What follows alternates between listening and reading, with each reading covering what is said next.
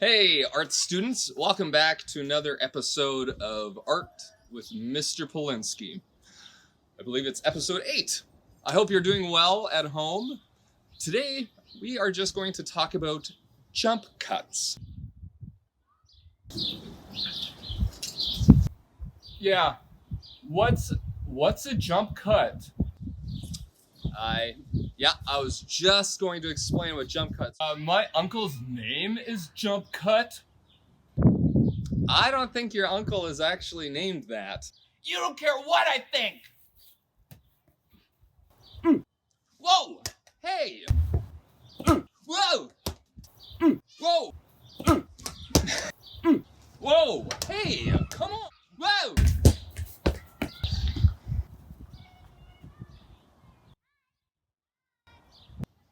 Well, that was a shining example of classical continuity editing. Classical continuity editing is essentially when a filmmaker edits different shots together in a sequence and essentially tricks the viewer into thinking that they are seeing a sequential scene, all in one shot, even though different camera angles are employed.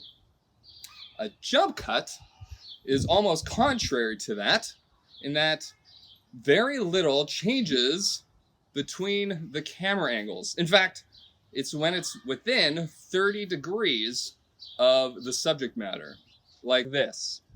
Okay? So we'll try one more time. We'll go back to the original. See, it's kind of weird. Almost jarring. Jarring. Now, jump cuts aren't necessarily a bad thing. In fact, they can be used fairly effectively to make some fairly interesting and creative ways of filmmaking. You'll see it all over the place once you start Googling this. But jump cuts go all the way back to the early 1900s, where Georges Méliès, who is a famous filmmaker, in fact, he's known for this image, which is kind of creepy. That whole moon with a bullet in the eye, weird.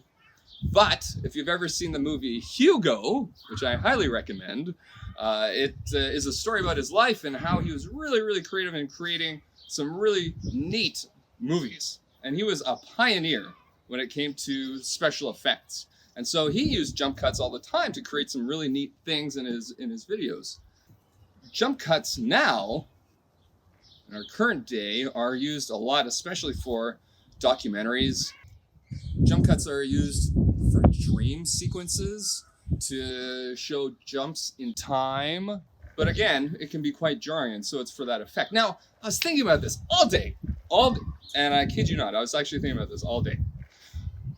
Can a person create an art piece that is essentially a jump cut? Could you create an image that defies time, or maybe it cuts action, or maybe just creates this jarring sense of uncertainty or foreboding? Now, I haven't actually looked up any images yet, so I'm hoping that my future self, who is editing this video right now, as I speak, I hope that my future self will find an image, which is a good example right here. Ah, very good. Yeah, great example. I love that. Or maybe this one.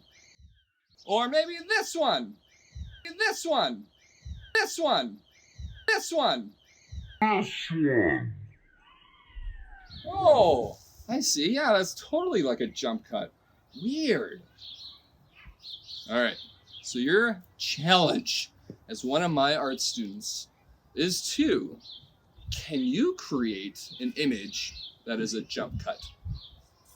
Now, you could do this a couple of different ways. Maybe collaging, that could be used. Maybe you're mixing mediums, that could be one way of creating a jump cut. Or what if you took an image and put something else into it, like some of the examples that I just showed you. All right, so that's my challenge to you. Try it out. Now, remember, if you use 45 minutes to an hour to do this, this can be used as an art journal. You can use this for marks. But if you're just doing it for kicks, do it. All right, have fun. Use this time to be creative, and try out some new things that maybe you wouldn't have thought of doing in the past. All right? Have a good one. Wish you all the best. See you later.